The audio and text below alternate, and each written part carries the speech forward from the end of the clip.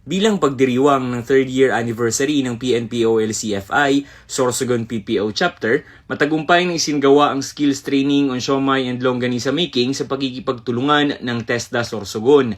Ang gawaing ito ay isa sa mga makabuluhang inisyatibo ng Sorsogon PPO-OLCFI sa pamumuno ni Mrs. Marlene R. Daniel na naglalayong hindi lamang ipagdiwang ang anibersaryo ng samahan, kundi higit sa lahat ay magbigay ng makabuluhang oportunidad para sa ating mga kapulisan at kanilang mga pamilya.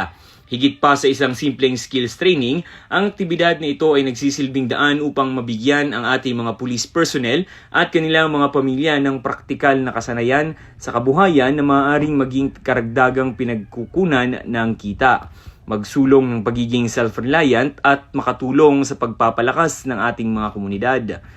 Sa pagunita ng 3 taon ng paglilingkod ng PNP-OLCFI, Sorsogon PPO Chapter, patuloy nating isusulong ang mga programang nagbibigay kakayahan, nagbubukas ng mga oportunidad at nagpapalakas sa kapakanan ng ating mga kapulisan at kanilang mga pamilya.